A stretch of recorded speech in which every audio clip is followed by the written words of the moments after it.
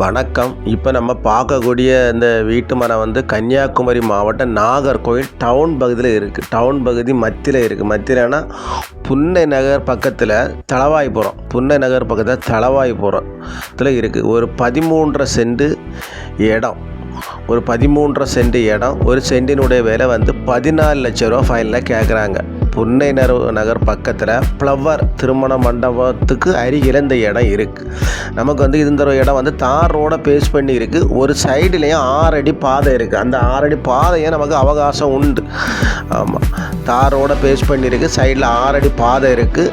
அந்த 6 அடி பாதை அவகாசம் உண்டு. நமக்கு 13.5 சென்ட் இடம். அதில் வந்து சின்ன வீடு இருக்குது, வாடகை கொடுத்துருக்காங்க. இந்த இடம் வந்து அப்பார்ட்மெண்ட்டு கட்டக்கு இல்லைன்னா வீடு கட்டி விலை கொடுக்குது. சைடில் பாதை இருக்கிறனால கொஞ்சம் பாதை போட்டு சைடில் வீடு கட்டி விலையை கொடுக்கலாம்.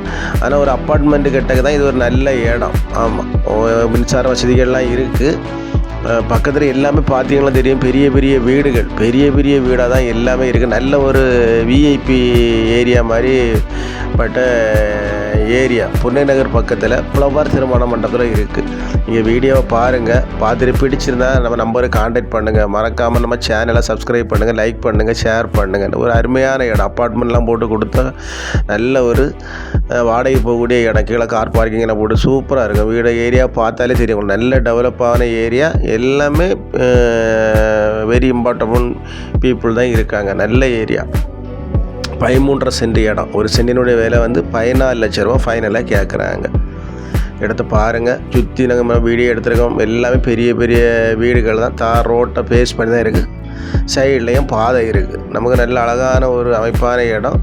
புன்னை நகர் ஃப்ளவர் திருமண மண்டபம் பக்கத்தில் இருக்குது. பார்த்து நம்ம நம்பருக்கு கான்டாக்ட் பண்ணுங்கள். உனட்ட கூட்டு பேசி முடிச்சு தரோம்.